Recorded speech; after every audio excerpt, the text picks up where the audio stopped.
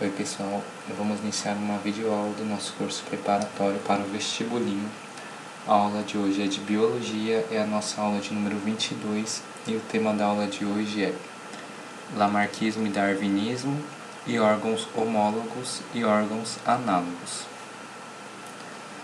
Então vamos iniciar pelo Lamarckismo. Lamarck propôs a primeira teoria baseada em argumentos coerentes para explicar a evolução biológica. Os organismos atuais surgiram por transformações sucessivas de formas mais primitivas. Admitia que os seres vivos mais simples haviam surgido espontaneamente a partir de matéria não viva, modificando-se ao longo de incontáveis gerações. Não acreditava na extinção biológica, mas pensava que o desaparecimento de uma espécie ocorria em consequência de sua transformação em outra, ou seja, de sua evolução. Lamarck elaborou a lei do uso e desuso. Características adquiridas pelo uso intenso ou pela falta de uso dos órgãos poderiam ser transmitidas à descendência. Ideia que ficou conhecida como a lei da transmissão dos caracteres adquiridos. Então, qual que seria a ideia? Por exemplo, se um fisiculturista que usa muitos músculos para ficar cada vez mais forte tiver um filho, o filho dele já nasce forte também, beleza? A gente viu que com a evolução da ciência, essa teoria caiu por terra, beleza? Não necessariamente o fisiculturista vai ter um filho que já nasça com os músculos muito desenvolvidos, beleza? A gente vai ver por que mais pra frente. Já que a teoria mais aceita de evolução é a teoria de Darwin, não de Lamarck. Darwinismo pode ser resumidamente enunciado em 3 conclusões apoiadas em 4 observações. Observação 1. As populações naturais de todas as espécies tendem a crescer rapidamente, pois o potencial reprodutivo dos seres vivos é muito grande. Observação 2. O tamanho das populações naturais, a despeito de seu enorme potencial de crescimento, mantém-se relativamente constante ao longo do tempo, sendo limitado pelo ambiente. Conclusão 1.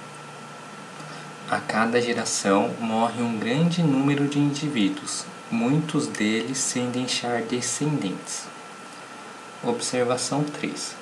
Os indivíduos de uma população diferem quanto às diversas características, inclusive aquelas que influem na capacidade de explorar com sucesso os recursos naturais e deixar descendentes. Conclusão 2. Os indivíduos que sobrevivem e se reproduzem a cada geração são preferencialmente os que apresentam determinadas características relacionadas com a adaptação às condições ambientais. Essa conclusão resume o conceito darwinista de seleção natural, ou sobrevivência dos mais aptos. Observação 4. Grande parte das características apresentadas por uma geração é herdada dos pais. Conclusão 3. Uma vez que a cada geração sobrevivem os mais aptos, eles tendem a transmitir aos descendentes as características relacionadas a essa maior adaptação. Em outras palavras, a seleção natural favorece, ao longo das gerações sucessivas, a permanência e o aprimoramento de características relacionadas à adaptação. Beleza? Então, essa teoria do Darwin, em que o meio seleciona os indivíduos mais aptos e os indivíduos mais aptos passam para suas gerações as características que os fizeram ser mais aptos para sobreviver no meio, é a teoria mais aceita do que a teoria de Lamarck de evolução, beleza? De evolução das espécies. Evidências da evolução biológica. Documento fóssil. São vestígios deixados por seres que viveram no passado. Adaptação é o ajustamento que todos os organismos apresentam em relação ao ambiente em que vivem. Podem ser a camuflagem, uma ou mais características corporais que se assemelham ao ambiente, o mimetismo, duas espécies diferentes compartilham alguma semelhança que é reconhecida por outras espécies, de modo que a semelhança compartilhada confere vantagens para uma ou para ambas espécies miméticas. Semelhança anatômica. Certas espécies de seres vivos têm estruturas corporais com organização anatômica bastante semelhante, apesar de desempenharem funções diferentes. Essas semelhanças se devem ao fato de esses seres descenderem de uma mesma espécie ancestral que viveram em um passado remoto, da qual herdaram o padrão da estrutura óssea. Durante a evolução de cada grupo, houve adaptações das espécies a modos de vidas diferentes, mas conservou-se o design básico do ancestral. Estruturas corporais ou órgãos que se desenvolveram de modo semelhante em embriões de determinadas espécies são denominados órgãos homólogos. Sua função pode variar de espécie para espécie, isso se deve às divergências evolutivas. Pessoal, vamos continuar a ver as evidências da evolução biológica. Órgãos que desempenham funções semelhantes em certas espécies podem ter origens embrionárias completamente diferentes, os chamados órgãos análogos. Tal fato se deve às convergências evolutivas, constituindo adaptações a modos de vida semelhantes. Muitos organismos possuem órgãos vestigiais, estruturas atrofiadas e sem função evidente. Evidências moleculares da evolução. As modernas técnicas de análise bioquímica têm revelado grande semelhança entre a estrutura molecular de diversos organismos. Pessoal, agora vamos para os exercícios para a gente ir praticando o que a gente acabou de estudar. O ano de 2009 tem significado importante para a ciência, pois completou em 12 de fevereiro 200 anos do nascimento de Charles Darwin. Com relação à teoria evolucionista de Darwin, é incorreto afirmar: a cada geração, os indivíduos que deixam descendentes são preferencialmente os que apresentam características que estão relacionadas com a adaptação às condições do ambiente onde vivem. A, então, verdadeiro. B. A cada geração morre um grande número de indivíduos, sendo que muitos deles não deixarão descendentes. B. Verdadeira também. C.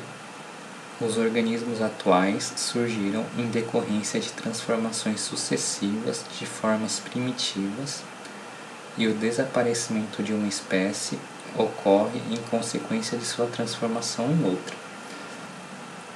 Errado. A teoria que diz isso é a teoria de Lamarck, não de Darwin. D. Os indivíduos mais adaptados sobrevivem e tendem a transmitir as características que estão relacionadas com essa maior adaptação. Verdadeiro. Então a alternativa que responde à questão é a alternativa C. Beleza? 2. Considerando diferentes hipóteses evolucionistas, analise as afirmações abaixo e as respectivas justificativas. 1. O gafanhoto é verde porque vive na grama. Seguindo esse raciocínio, por viver na grama, o gafanhoto passa a produzir pigmentos verdes que o ajudam a se confundir com o ambiente, passando essa característica para os descendentes. Então a ideia de 1 aqui é a ideia do Lamarck. 2. O gafanhoto vive na grama porque é verde. Segundo esse raciocínio, por ser verde, o gafanhoto fica protegido dos predadores. Consequentemente, pode gerar descendentes aos quais transfere suas características. A ideia contida aqui no exemplo 2 é a ideia de Darwin, beleza? As afirmações 1 e 2 podem ser atribuídas respectivamente a Lamarck e Darwin, alternativa A, alternativa da questão. 3. O ambiente afeta a forma e a organização dos animais, isto é, quando o ambiente se torna muito diferente, produz ao longo do tempo modificações correspondentes na forma e organização dos animais. As cobras adotaram o hábito de se arrastar no solo e se esconder na grama, de tal maneira que seus corpos, como resultados de esforços repetidos de se alongar, adquiriram comprimento considerável. O trecho citado foi transcrito da obra Filosofia Zoológica de um famoso cientista evolucionista. Assinale a alternativa que contém, respectivamente, a ideia transmitida pelo texto e o nome do seu autor. Então, nós temos aqui que seria a lei do transformismo, de Jean Lamarck, beleza? Então, a alternativa correta, a alternativa C. 4. Criticadas na época em que foram postuladas, as ideias propostas por Charles Darwin sobre o processo evolutivo dos seres vivos são hoje amplamente aceitas, uma vez que outras evidências colhidas empiricamente corroboram a teoria da evolução. Assinale a alternativa que não expressa uma evidência dessa teoria. A. Os estudos dos fósseis ao longo dos tempos geológicos mostram um aumento da complexidade das formas de seres vivos. A. Verdadeiro.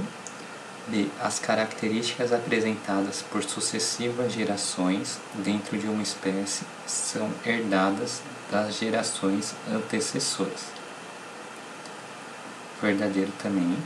C. Algumas estruturas corporais desenvolvem-se quando muito utilizadas ou atrofiam-se quando não utilizadas, como por exemplo a musculatura dos animais. Então a C seria a alternativa da questão, beleza? Já que traz uma ideia de Lamarck, não de Darwin. D. Quando se estudam os genomas, observam-se uma grande semelhança entre espécies muito próximas, como o homem e o chimpanzé. Verdadeiro. E o funcionamento bioquímico das células de todos os organismos é semelhante, sugerindo que todos tiveram um ancestral comum. Verdadeiro também. Então, alternativa da questão, alternativa C. 5. Considere as afirmações abaixo. Órgãos análogos são aqueles que desempenham a mesma função, mas têm origem embrionária e estruturas anatômicas diferentes. Verdadeiro. 2. A presença de órgãos homólogos é evidência a favor do parentesco evolutivo entre duas espécies. Verdadeiro também. 3. As asas dos insetos e das aves são considerados órgãos homólogos. Errado.